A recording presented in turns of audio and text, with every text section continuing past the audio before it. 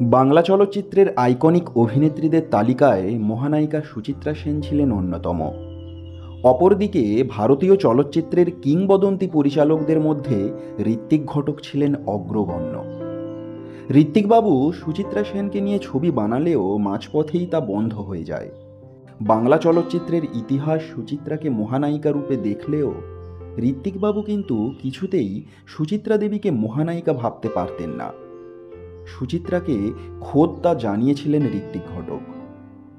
টালিগঞ্জ ইন্ডাস্ট্রিতে একজনই মহানায়ক আর একজনই মহানায়িকা, অর্থাৎ উত্তম কুমার ও সুচিত্রা সেন।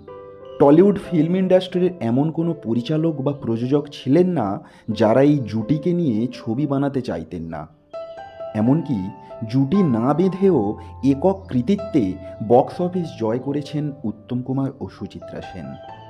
তবে এত কিছু সত্ত্বেও ঋত্বিক ঘটক কখনোই উত্তম কুমারকে নিয়ে ছবি তৈরি করেননি। শেষ জীবনে ঋত্বিকবাবু হাসপাতালে ভর্তি ছিলেন। মাত্রাতিরিক্ত মদ্যপান করে শরীর প্রায় জীর্ণকায়।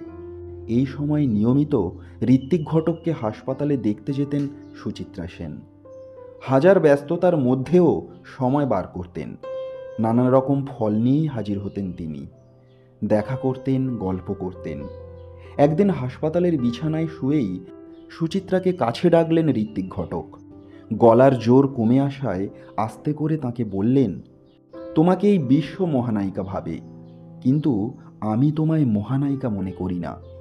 ঋত্বিক ঘটকের মুখে এমন কথা শুনে প্রথমে চমকে গিয়েছিলেন সুচিত্রা সেন। তবে ঋত্বিকবাবু থামলেন না। তিনি আরও বললেন, তুমি যেভাবে আমার কাছে এসেছো তা কোনো মহানায়িকা করবে না। তুমি আমার কাছে দেবী মায়ের মতো। ঋত্বিকের মুখে এই কথা শুনে কেঁদেই ফেলেছিলেন সুচিত্রা দেবী।